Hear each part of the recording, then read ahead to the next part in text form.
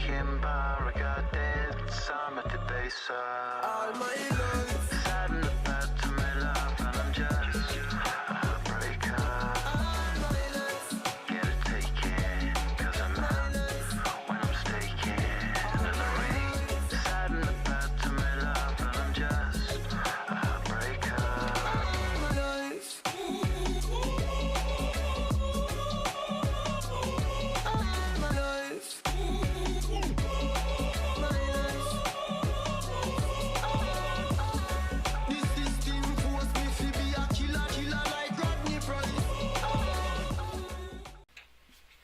Hello!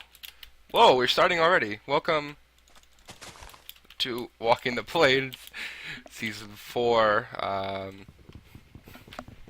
This is gonna be fun. We're playing here as an FFA, and... oh. Don't know what that's about. We're playing as an FFA, and, this is gonna be fun. My entire perspective of this game is going to be basically me talking about Darth Bane, Path of Destruction. This is going to serve basically as a podcast. Darth Bane, Path of Destruction is a book by Drew Karpyshyn. It's the first of the Darth Bane trilogy. It's followed by Rule of Two and Dynasty of Evil. And... it's great. It's set about 1,000 years before, like, you know, the prequels. And it's basically just about a time when there were only about 1 million Sith. The Sith were as numbered as the Jedi. They weren't just 2, and this was how the whole Rule of Two thing started up. So it does follow the main character. He starts off, his name is Dessel. He's a miner on a Patros. Before that, we get a little sight into some Sith politics, almost. Well, what's going on in the Sith military.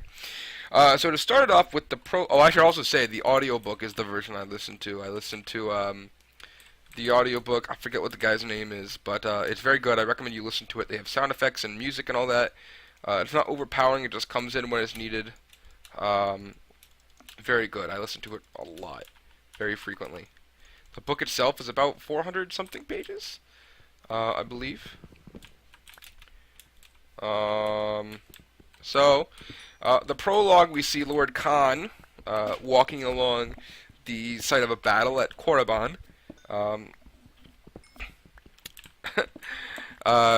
Which is the birthplace of the Sith, which was many thousands of years before this even happened.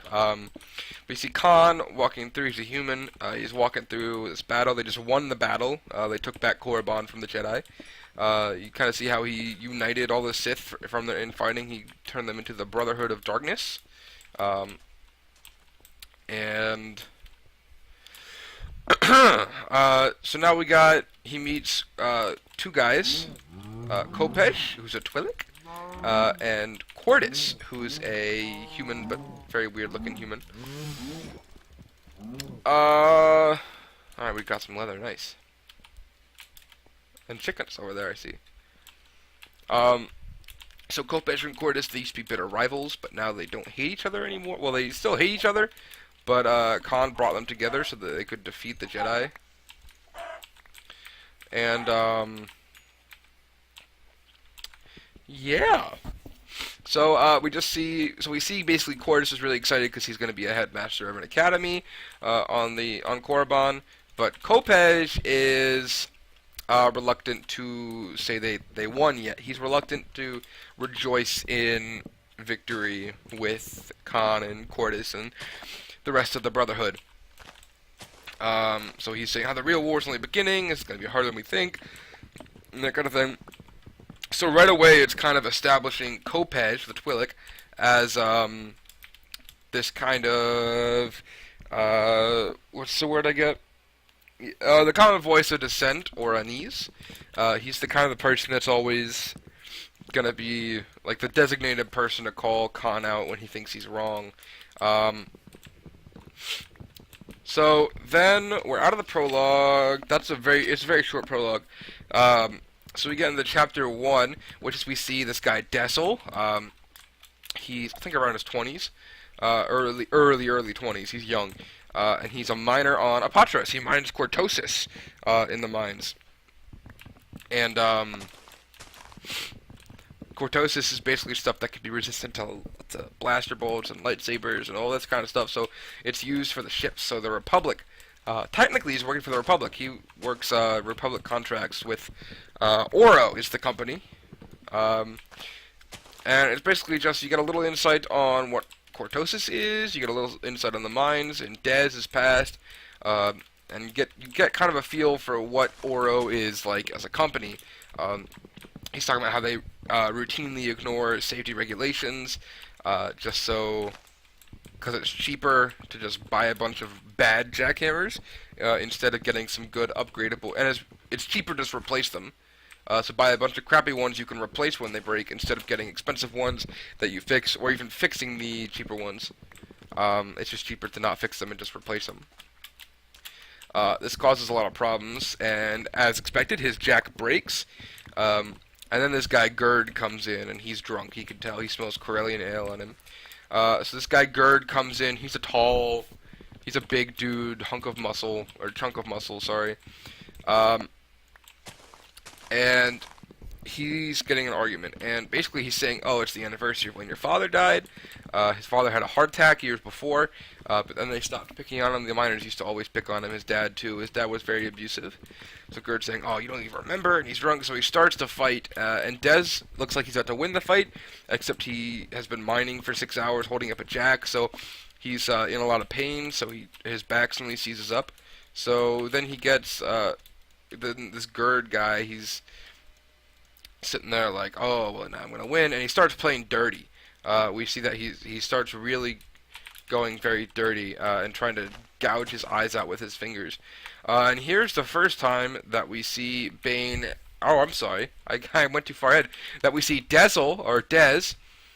This is the first time we see him kind of use the Force a little bit, where it's talking about a strange feeling. He's had it before, where it warns him where exactly the eye or the finger's gonna hit, or the thumb. And Gerd slams his thumb into his face, and he just positions it perfectly so it goes in his mouth, and Dez bites off Gerd's thumb. And then he spits it out and just walks away, goes to tell people what happened. So that's chapter 1. We've established a lot of things. We've established Oro as a horrible, faceless company, even though it's working for the Republic, which is usually looked at as a good thing. It's a horrible company that doesn't care about its workers and just cares about getting stuff done, doing contracts. And we've established Dez and his relation to the miners, and we also established his Force abilities. So he's got very limited Force abilities right now. He's simply attuned to it, but you could very easily see he's good at this kind of stuff. He can tap into it sometimes when he really needs to. So it is actually he doesn't tap into it. I'm sorry, I should correct myself there. He doesn't tap into it. It comes to him. So then, moving on from that, we're gonna move on to chapter 2, where he's on a land speeder back. He's going back home, back to the camps where they have a bunch of houses. And the land speeder driver tells him, oh, well, there's these Republic guys. These Republic guys are here. Well, he asks him if the Republic guys are here. The Republic ships are here. They're here to take some cortosis. They're gonna be here for a few hours. So Dezzel is like, all right, they're gonna be gambling. They're gonna be betting. This is a chance for me to win some money. So he showers, gets new clothes, and goes right over to the cantina, the bar, which is owned by a Neimoidian named Goroshik. If you want to know what a Neimoidian is, it's you know, those bad guys in episode 1. I'm trying to remember his name. The fucking motherfucker's name, but I can't remember what it was. Oh, Newt Gunray. So that guy. That's a Neimoidian. So they're very, like, serious business people. So he goes up to the bar. Goroshik gives him drink. They're very close. They have a deal where Bane, or oh my god, I keep calling him that. He does become Bane eventually, by the way. Des never has to pay for a drink as long as he doesn't ask for it, so Goroshik will give him drinks. So he tells Goroshik what happens, and Goroshik gives him 2 drinks, and he says this is a rare thing. He doesn't usually give him 2 drinks. So then he finally works up. He decides he's going to go over it. So we get a lot of exposition here about the Republic, about how whenever they come to pick up Cortosis, they try to recruit people. But the problem is when you recruit miners of Apatros, they're like immensely huge fees. They don't get rid of those fees when you recruit them, or when they join the army. So all their money they're getting, all their wages from the army, from joining the Republic, they don't get. They don't get that money. It's still going to go straight to Apatros. So, Bane sees it, Des sees it as not much difference from what he's living now, so he obviously isn't going to do it. Most people are in the same boat as him.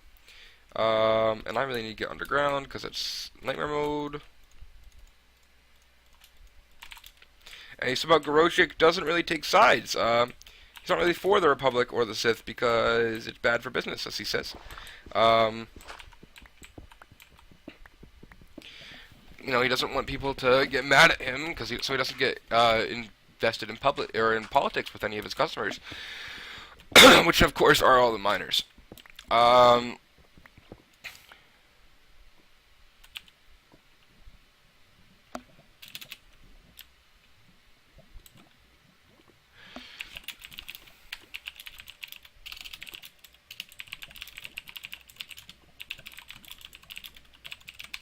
Please don't follow me. So anyway, we're going to move on to Chapter 3,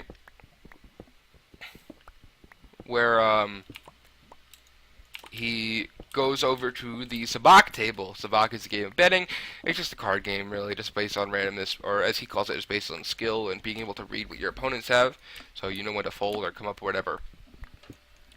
So there's a bunch. So he recognizes there's the commander, who's very good. There's an ensign, and a couple of just people, Republic people. And the commander, he says, is the only one good enough to be an actual threat to him. So he's talking to them, and they don't like him very much. As they come to find out, they start by trying to make fun of him, and then they try to recruit him. And he just kind of shoves it all back in their faces. He's like, no, well, what's so different? Someone says, oh, the Sith are bloodthirsty killers, and Des goes, what does he say? He says something along the lines of, how dare they try to kill you when you're trying to kill them? How rude. So that's pretty funny. I love that line. And so we really get established to how Des looks at all of this. And it's a very black and white view. It's, no side is better or worse than the other. If the Jedi, the Republic's over here saying the Sith need to be eradicated, well, if the Sith were in power, the Jedi or the Republic would be saying the same thing. So he's all very black and white about it, and it pisses the people off, gets them unnerved. So they all leave. They're trying to beat him, but then they all just end up leaving because there's not much to do with it.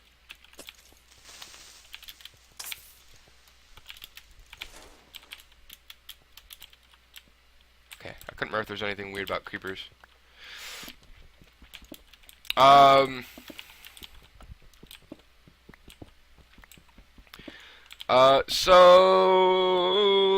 Okay, so we're getting towards the end of the chapter. I don't remember too much of what happens during the game specifically, but basically he makes a stupid mistake that might cost him the game.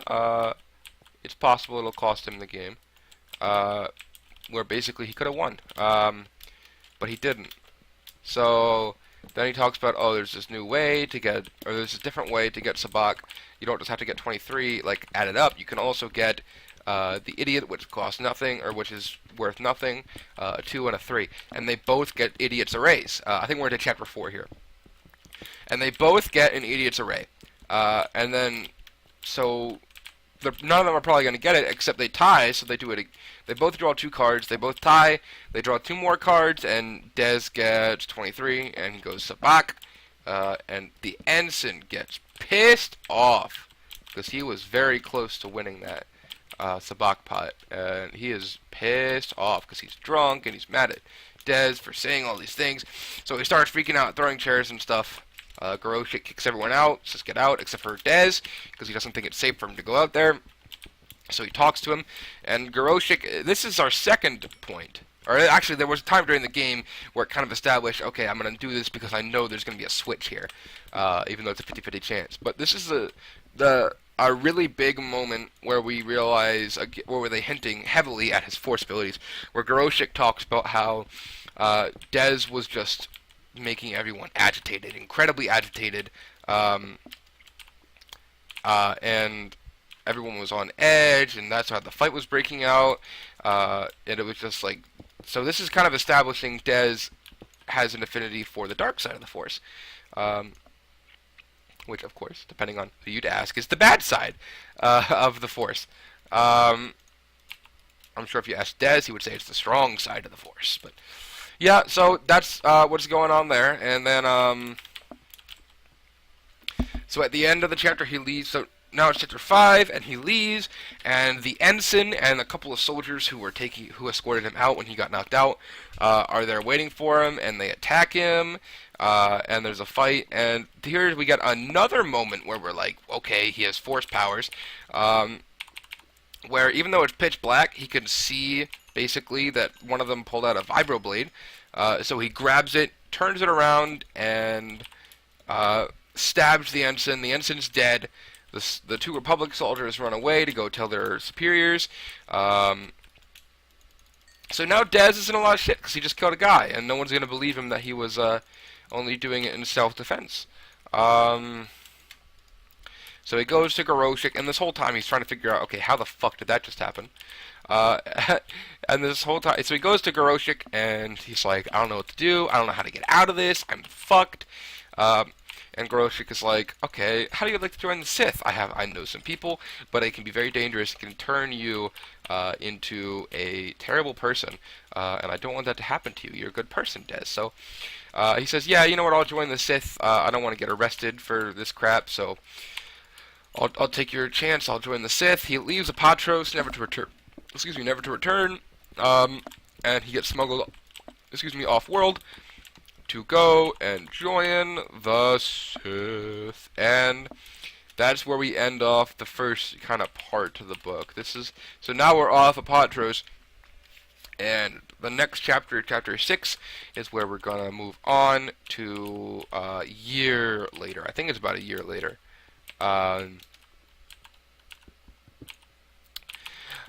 So basically this just is, and one of my favorite things, let me talk about it so far since the episode's gonna end soon.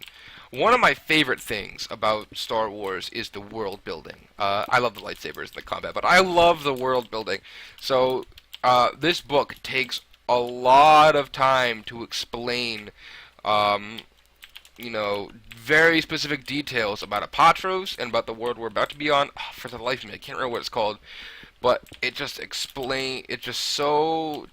great care into explaining, you know, what this looks like and what this does and what the people are like, and it builds these worlds, and it's just great. I mean, it's so, like, gets you into it, you know, and it really absorbs you into the game, or into the into the book.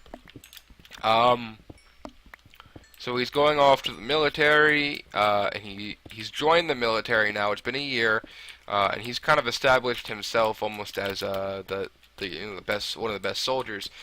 He's the sergeant of the Gloomwalkers. They have their Lieutenant Ulabor, who's in charge of them, but Ulabor's not so great. There was this time on Kashyyyk he was memorizing, where Ulabor froze up, and Dez was the one who saved them. That's how he got so prestigious. He uses a crappy blaster rifle that's just kind of crappy, honestly.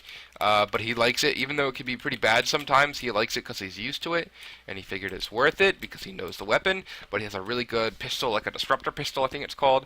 He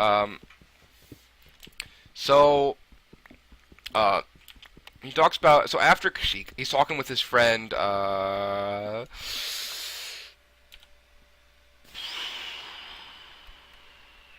No, I don't remember his name. He's talking to his friend, one of his best friends in the Gloomwalkers division. And the friend's going like, you gotta talk to Lieutenant, you gotta say, oh, this is gonna be bad, I have a bad feeling. Basically, they're waiting to ambush a capture point, or a communications tower, I guess, that belongs to the Jedi, so that they won't call ahead and tell the Republic main station that they're coming, or that the main force is coming. So they are all anxious of waiting. He's talking about how one time on his score there was an ambush, and we're gonna get to that in the next episode. Goodbye.